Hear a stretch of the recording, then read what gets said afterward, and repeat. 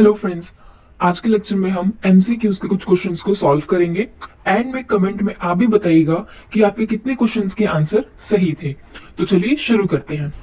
First question है, इनमें से किस में डीएनए प्रेजेंट नहीं होता है? मिक्सचर आरबीसी में, मिक्सचर स्पर्मेटोजोआ में, एनिमल सेल में या ह्यूमन सेल में?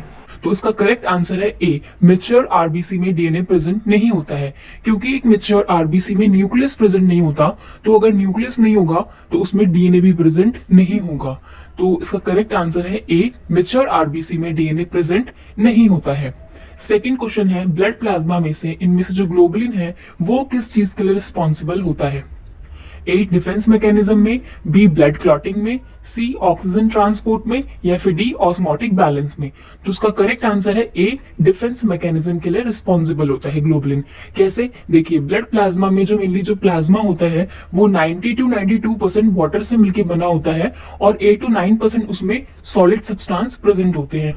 सॉलिड सब्सटेंस जैसे कि फाइब्रिनोजन जो ब्लड क्लॉटिंग के लिए रिस्पॉन्सिबल होता है, और प्रोटीन्स में एल्बुमिन और ग्लोबुलिन। एल्बुमिन जो होता है वो ब्लड के ऑस्मोटिक प्रेशर को रेगुलेट करता है, और जो ग्लोबुलिन होता है वो इम्यून सिस्टम में पार्टिसिपेट करता है। ठीक है, एक तरीके से डिफेंस मैकेनिज्म के लिए रिस्पॉन्सिबल होता है।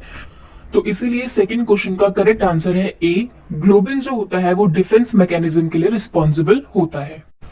थर्ड क्वेश्चन है, इनमें से कौन सा WBC white blood cell histamine और हेपारिन रिलीज करता है? A, basophil, B, neutrophils, C, monocytes या फिर डी, इओसिनोफिल्स? तो इसका करेक्ट आंसर है ए, बेसोफिल जो होता है वो हेपारिन और हिस्टामिन रिलीज करता है।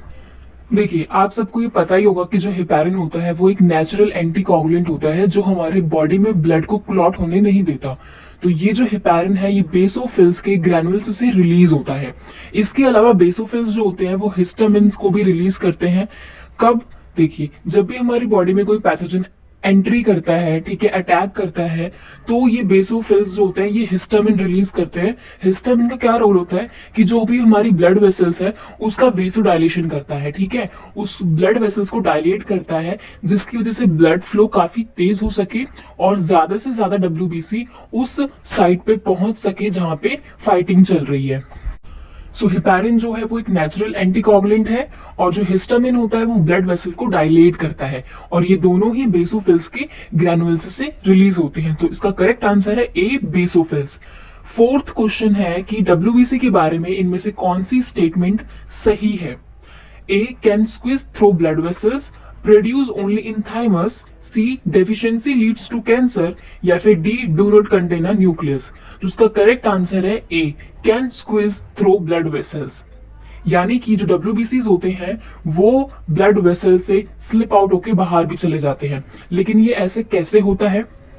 क्योंकि डब्ल्यूबीसीज तो ब्लड वेसल्स में ही रहते हैं। तो ऐसा कैसे होता है? देखिए, जब भी हमें कभी स्किन में इंजरी होती है, चोट लगती है, तो वहां पे पैथोजेंस भी अटैक करने लगते हैं जिसकी वजह से इन्फेक्शन होने के चांसेस ज्यादा रहते हैं। तो ऐसे में क्या होता है कि एक डब्ल्यूबीसी दूसरे डब्ल्यूबीसी को सिग्नल देता है कि एक्टिवेट हो। तो ऐसे ही एक दूसरे को एक्टिवेट करते हैं, और फिर जो व्हाइट ब्लड सेल्स हैं वो ब्लड वेसल से स्लिप आउट होके बाहर निकल के टिश्यू में आते हैं और फिर इन्फेक्शन से फाइट करते हैं।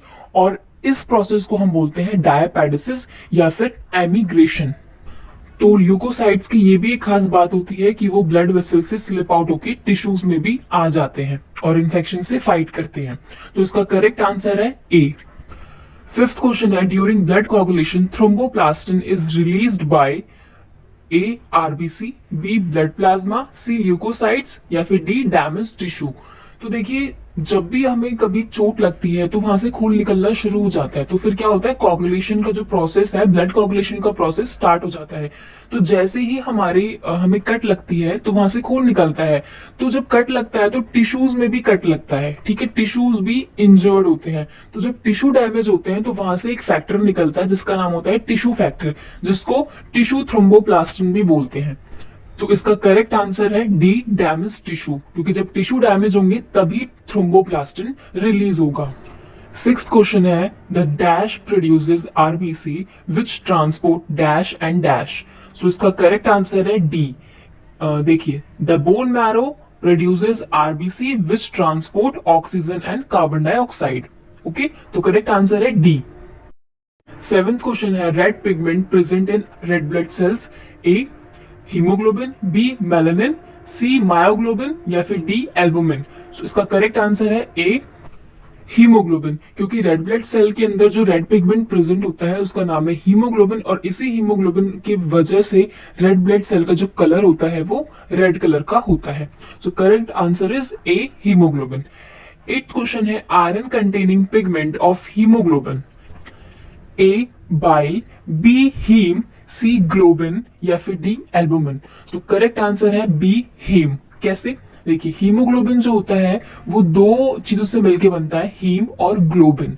हीम में आयरन पार्ट प्रेजेंट होता है और ग्लोबिन में प्रोटीन पार्ट प्रेजेंट होता है। तो क्वेश्चन में यही पूछ रहा है कि जो आयरन पार्ट है वो किस में प्रेजेंट होता है, हीम में या फिर ग्लोबिन में। सो करेक्ट आंसर है बी, हीम जो है वो एक आयरन कंटेनिंग पिगमेंट है। नाइन्थ क्वेश्चन है इनमें से कौन सा व्हाइट ब्लड सेल्स सबसे लार्जेस्ट होता है, ए लिम्फोसाइट्स, बी मोनोसाइट्स, सी इओसिनोफिल्स या फिर डी न्यूट्रोफिल्स। सो करेक्ट आंसर है बी मोनोसाइट, ये सबसे लार्जेस्ट सेल है डब्ल्यूबीसी में। ओके, तो करेक्ट आंसर है बी मोनोसाइट। नेक्स्ट है टेंथ क्वेश्चन जो कि नाइन्थ क्वेश्चन के अपोजिट ही है कि इनमें से कौन सा व्हाइट ब्लड सेल सबसे स्मॉलेस्ट होता है। तो मोनोसाइट तो सबसे लार्जेस्ट है, तो स्मॉलेस्ट व्हाइट ब्लड सेल जो होता है वो होता है लिम्फोसाइट। तो करेक्ट आंसर है ए लिम्फोसाइट। ओके तो फ्रेंड्स, आज के लेक्चर में हमने बेसिक से 10 एमसीक्यूज के क्वेश्चंस को सॉल्व किया। कमेंट में आप भी बताइएगा कि आपके कितने क्वेश्चंस के आंसर सही थे, और अगर आपको मेरी वीडियो पसंद आए तो प्लीज मेरे वीडियोस को लाइक करिए, सब्सक्राइब करिए और अपने फ्रेंड्स के साथ भी शेयर करिए। मिलते हैं नेक्स्ट वीडियो में। Thank you.